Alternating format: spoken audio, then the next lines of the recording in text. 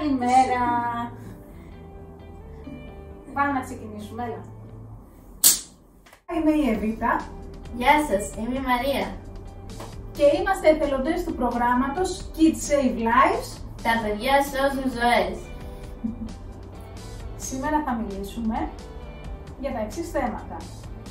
Για το πώς φοράμε και πώς αφαιρούμε σωστά την απλή μάσκα μιας χρήσεως ή την υφασμάτινη. Για το πώς πλένουμε σωστά τα χέρια μας και εφαρμόζουμε αντισηπτικό διάλειμμα. Τι ισχύει για τη χρήση των γαντιών. Και στο τέλος θα πούμε κάποια σημαντικά πράγματα που αφορούν την επανέναρξη των σεμιναρίων της βασικής καρδιοπνευμονικής αναζωογόνησης με φυσική παρουσία. Θα τονίσουμε ότι υπάρχουν τρόποι να ξεκινήσουν ξανά αυτά τα σεμινάρια χωρίς να κινδυνεύουμε εμείς και με ασφάλεια να συνεχίσει ο κόσμος να εκπαιδεύεται στην ΚΑΤΑ.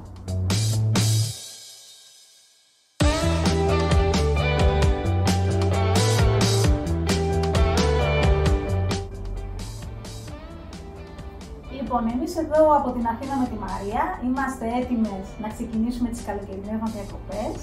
Δεν θα σας πω όμως που θα πάμε, θα το μάθετε σε επόμενο βίντεο. Πώς όμως μπορούμε να ταξιδέψουμε με ασφάλεια, ας πούμε, με το πλοίο? Πώς μπορούμε να βρεθούμε σε χώρους όπου αναπόφευκτα συνοστίζεται κόσμος, είτε είναι ένας χώρος κλειστός είτε είναι ανοιχτός? Ο Παγκόσμιος Οργανισμός Υγείας αναφέρει ότι εν μέσω της εποχής του κορονοϊού πρέπει να τηρούμε 3 βασικούς κανόνες ασφαλείας. Πρώτον, πρέπει να φοράμε τη μάσκα μας σωστά. Δεύτερον, πρέπει να τηρούμε τουλάχιστον 1 μέτρο απόσταση με τους γύρω μας.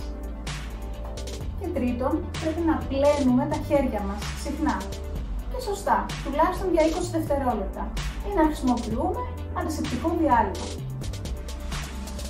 Και επειδή, όπως σας είπα, έχουμε εδώ όλα αυτά που θα χρειαστούμε για να μπορέσουμε είτε να ταξιδέψουμε με ασφάλεια, είτε να βρεθούμε ανάμεσα σε πολύ κόσμο, πάμε να δούμε πώς πρέπει να βάλουμε σωστά τη μάσκα στο πρόσωπό μας. Μπορεί να έχουμε είτε μάσκα μίας χρήσης, είτε μία υφασμάτινη. Εμείς εδώ θα σας δείξουμε πώς βάζουμε σωστά τη μάσκα μιας χρήσης.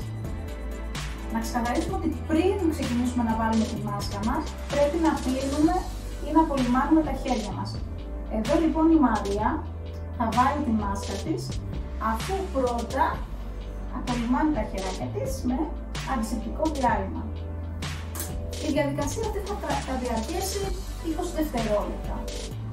Όταν λοιπόν εφαρμόσουμε σωστά το αντισηπτικό διάλειμμα, είμαστε έτοιμοι να πιάσουμε τη μάσκα μας και να την εφαρμόσουμε στο πρόσωπό μας. Η εφαρμογή είναι πολύ εύκολη, καθώς η μάσκα αυτή που θα χρησιμοποιήσουμε είναι καθαρή. Δεν κινδυνεύουμε δηλαδή να μεταφέρουμε μολυσματικό φορτίο στο πρόσωπό μας. Αρίνα, είσαι έτοιμη να βάλουμε τη μάσκα?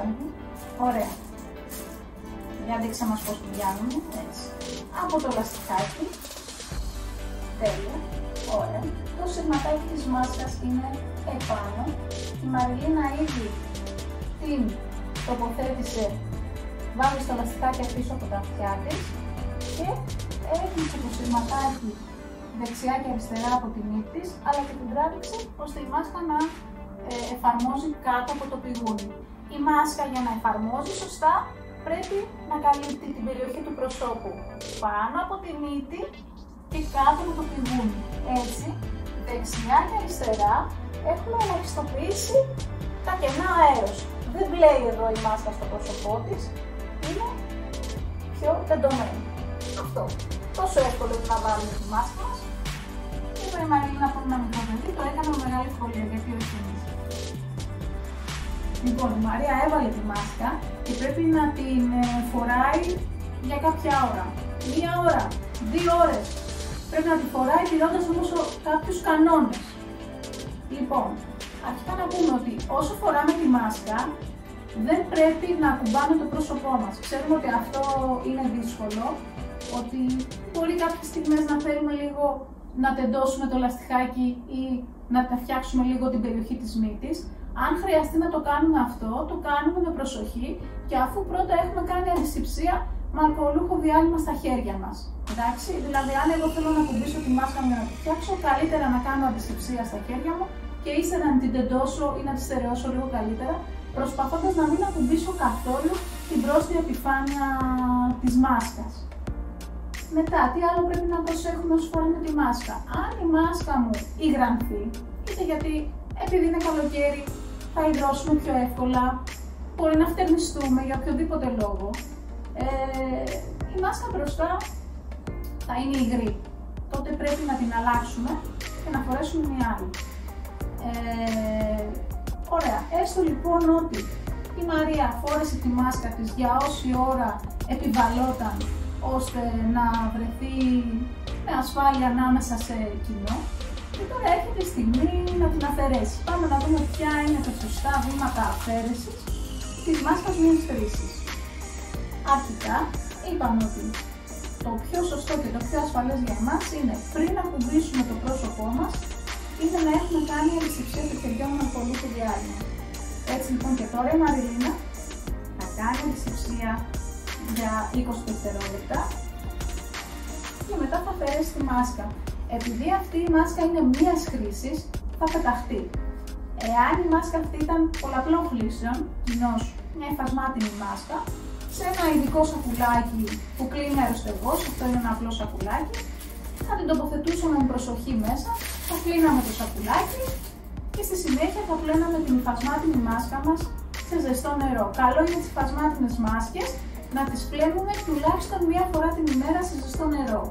Το καλύτερο που μπορούμε να κάνουμε, αν προτιμάμε τις υφασμάτινες μάσκες, είναι να έχουμε μαζί μας όχι μόνο μία, να έχουμε 2-3. Αν χρειαστεί να τις αλλάξουμε, να τις βάλουμε στο σακουλάκι τις χρησιμοποιημένες και να χρησιμοποιήσουμε την καθαρή μέχρι να γυρίσουμε σπίτι και να τις κλείσουμε. Ωραία, τώρα λοιπόν η Μαριλίνα, αφού έκανε αντισηψία των χεριών, θα αφαιρέσει σωστά τη μάσκα της και θα την πετάξει στον κάλο. Τι θα κάνει λοιπόν η Μαριλίνα? Θα βάλει τα δύο δάχτυλα πίσω από το αυτί, θα βγάλει τα λάστιχα και πετάει τη μάσκα στον κάλο. Δεν έπιασε τη μάσκα από το μπροστινό της μέρος για να τη βγάλει και να την πετάξει, δεν έκανε άλλες κινήσεις που δεν χρειαζόντουσαν, αρκεί με τα δύο δάχτυλα να τεντώσουμε τη μάσκα μπροστά, φέρνουμε μπροστά στο πρόσωπό μας και γυρίζουμε κάθετα και την πετάμε στα σκουπίδια. Τόσο απλό. Εύκολο δεν είναι, Μαριλίνα?